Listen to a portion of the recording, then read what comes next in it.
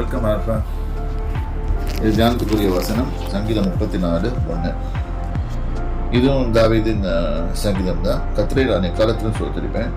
இதுக்கு முன்னால் எழுதிட்டு பார்த்தீங்கன்னா, தாவீது அபிமெலேக்குக்கு முன்பாக வேஷம் மாறி ஓடி மாறின போது அவனால் துரத்து விடப்பட்ட படுகையில், அதாவது he was in a serious situation, அவர் ஒரு பயங்கரமான சுச்சுவேஷனில் இருக்கிறாரு. அந்த சமயத்தில் அவர் எழுதின இந்த சங்கீதம் இதில் முதல் வசனத்தை தான் நம்ம வாசிக்கிறோம். கர்த்தரை நான் இக்காலத்திலும் அப்போ துரத்தி விடப்படுகையில் எழுதின வசனம். ரெண்டாவது, அவன் அங்கே போனால் அரெஸ்ட் பண்ணி அவனை கொலை பண்ணுறதுக்கு கூட சான்சஸ் இருக்குது. அந்த சமயத்திலையும் கர்த்தரை நான் துதிப்பேன்னு சொல்லுகிறார்.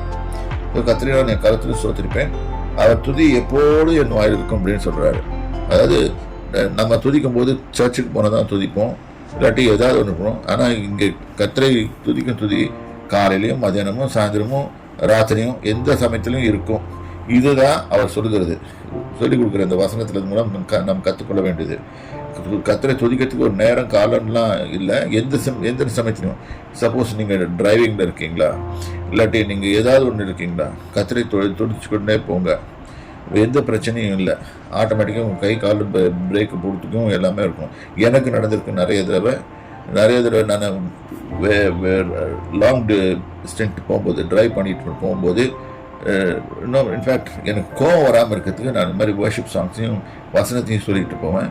அப்போ எனக்கு அது பயன்பட்டது. அப்போ என்னுடைய கோபங்கள் அடக்கப்பட்டது, டென்ஷன் குறைஞ்சது. அப்போ நான் மன அமைதியுடனும் சந்தோஷமுடன் என்னுடைய இலக்கை நோக்கி நான் செல்வதற்கு அது ரொம்ப பயனுள்ளதாக இருந்தது. அதே போல் நீங்களும் அதை துதி எப்போது என் வாயில் இருக்கும்னு சொல்லிட்டு நீங்கள் அதை துதித்து கொண்டே இருங்கள். கர்த்தர் உங்களை ஆசீர்வதிப்பாராக. கர்த்தருடைய நாமத்துக்கு சொல்லுங்கள்.